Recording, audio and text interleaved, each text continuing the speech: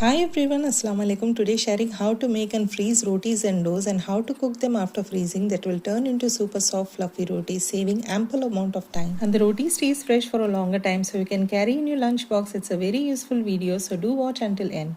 So here I have taken 1.5 kg of wheat flour. As making a bulk preparation. Into the flour add salt as required and then add warm water, not too hot or cold, just warm to touch.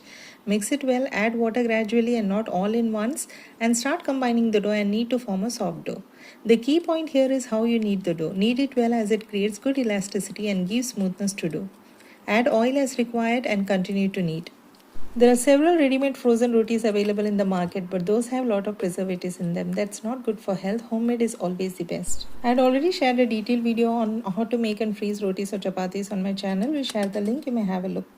So here I am done with kneading the dough, and now just coat the dough with oil to avoid turning dry and then allow it to rest for 30 minutes to an hour. You can see how soft the dough has turned.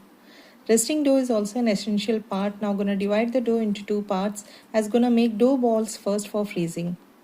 Now these dough balls gonna go into the freezer to avoid sticking to each other. Place them as shown and then freeze them for a couple of hours.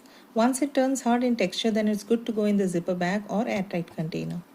Next, continuing with the remaining part, as we make normal roti, just divide the dough into small balls, dust with flour and start rolling in the rolling pin. And you can see how smoothly it rolls out without putting any effort. You may roll thin or thick as you prefer. Now let me show you how to cook the rotis before freezing them.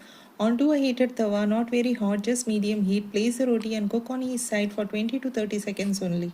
Or I can say still it slightly changes colors on the top. Do not cook it completely as we need to only cook partially. Place them on a towel to avoid moisture and allow it to cool down completely. And continue with all the rotis. Let me show you how to store these rotis now. Once rotis cool down completely, take a baking or a parchment paper, which I always prefer. Lay them down and stack the rotis, ensuring there is a parchment divider between each roti. Now simply place this into a Ziploc bag or an airtight box and freeze them. Now this goes straight into the freezer, and these are the doughs that I kept few hours back, and it has turned firm in texture, so storing in the Ziploc bag for freezing too. Now once freezed, now let me show you the frozen roti, how they look. See how firm and hard they turned in texture. Let's cook them. Before cooking, just thaw them for a minute or two, and these are the frozen dough balls. Now let me show you how to cook the frozen roti. So into a heated tawa, place the roti, allow it to cook on one side, flip and cook as we cook normal rotis, and you see it puffs up and texture looks soft, fluffy and smooth. So here I prefer to drizzle some desi ghee. You may skip it if you want. Hope you like this very useful video. I have shared a detailed video answering all your queries. We'll share the link in the description. You may have a look. Now let me show you the texture of these frozen cooked rotis few hours after preparing them. See the texture, it's still soft, very soft. Stay connected with Nisha Thaju with many more useful